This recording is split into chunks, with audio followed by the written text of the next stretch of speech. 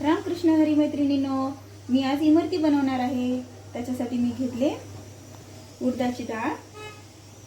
मी रात्रीला उडदाची डाळ भिजत टाकली होते। 2 वाट्या उडदाची डाळ, 3 वाट्या साखर, 2 चमचे कॉर्नफ्लोअर, थोडीशी इलायची आणि कलर। मी हा केशरी कलर घेतलेला आहे। आता मी डाळीची पेस्ट करून घेणार आहे।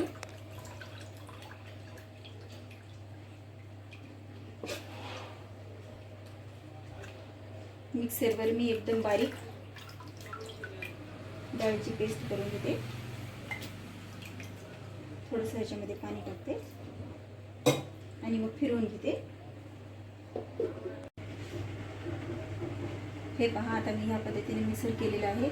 मी जास्त बारीक केलेले नाही, थोडंसं रवाळ ठेवलेलं आहे पिठाला। आता मी ह्याच्यामध्ये कॉर्नफ्लोअर आणि खाण्याचा रंग टाकून छान कालवून घेते। आता मी ह्या पद्धतीने पीठ बनवून घेतलेले आहे। आता मी साखरेचा पाक बनवून घेणार आहे। साखरेचा पाक एक तारेचा बनवायचा नाही, नुसतं असं थोडंसं चट्ट केलं की मग गॅस बंद करायचा। हे बघा, आता आपलं पाक तयार झालेला आहे। मी तुम्हाला दाखवते। एक तार निघत नाही, फक्त असं बोटाला चट्ट करायला। आता मी गॅस बंद करते। आता मी पाकामध्ये इलायची टाकून घेते आणि मग थोडंसं काढून घेते। आता मी इमरती तेलात टाकणार आहे। तेल जास्त गरम ठेवायचं नाही, तेल थंडच असायला पाहिजे, पण गॅस चालू ठेवायचा।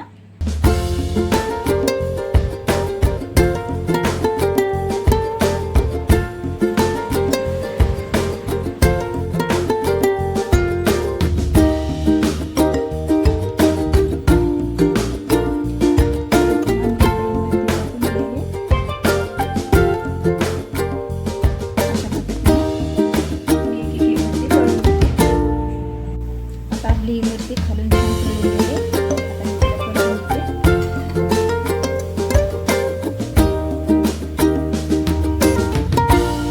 गॅस बारीक ठेवूनच इमरती तळायची, मीडियम आचेवर।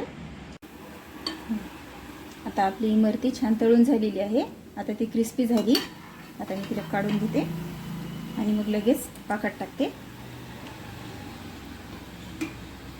पाकात टाकल्यानंतर असं तिला दाबायचं, म्हणजे ती छान पाक पिल।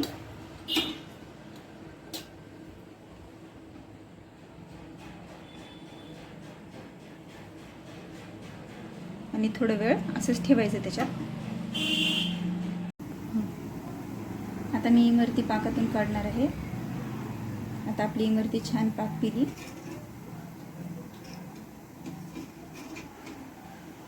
असंच मी आणखीन थोडेसे इमरत्या बनवून घेते।